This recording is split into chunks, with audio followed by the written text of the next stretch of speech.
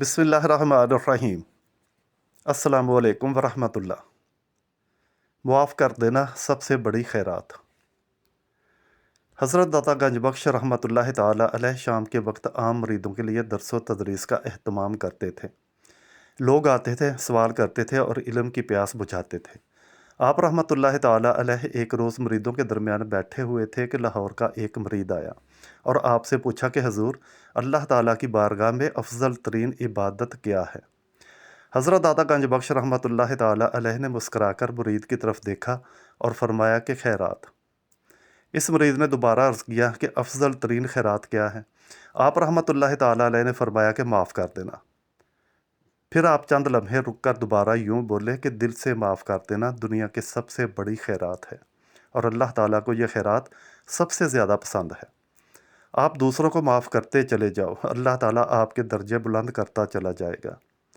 आप रहमतुल्लाहि ताला अलैह फरमाते हैं कि तसव्वुफ़ की दरसगाह में सूफ़ी उस वक्त सूफ़ी बनता है जब उसका दिल नफ़रत, गुस्से और इंतकाम के जहर से पाक हो जाता है और वो माफ़ी के साबुन से अपने दिल की सारी कदूरतें धो लेता है। अहले तसव्वुफ़ यहाँ तक कहते हैं कि कातिल को सूफ़ी का खून तक माफ़ होता है। अल्लाहु अकबर। और ये माफ़ी की वो खैरात है जो सूफिया कराम दे दे कर बुलंद से बुलंद तर होते चले जाते हैं। एक बुज़ुर्ग रहमतुल्लाहि ताला अलैह फरमाते हैं कि तुम माफ़ करना सीख लो, तुम्हें किसी उस्ताद की ज़रूरत नहीं रहेगी, सारे हिजाब, सारे निकाब उतर जाएंगे।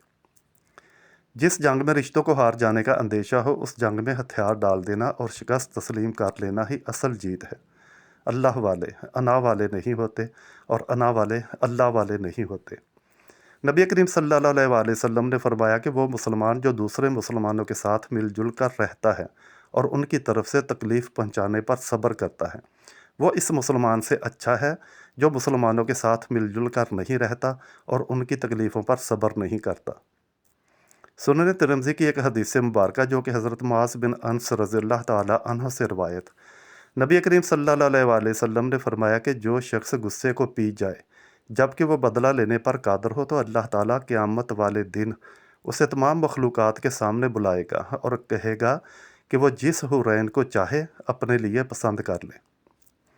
सही बुखारी की हदीस नंबर 2391 और 2077 और सही मुस्लिम की 1560। नबी करीम सल्लल्लाहु अलैहि वसल्लम ने फरमाया कि एक शख्स का इंतकाल हुआ। उससे सवाल हुआ कि तुम्हारे पास कोई नेकी है?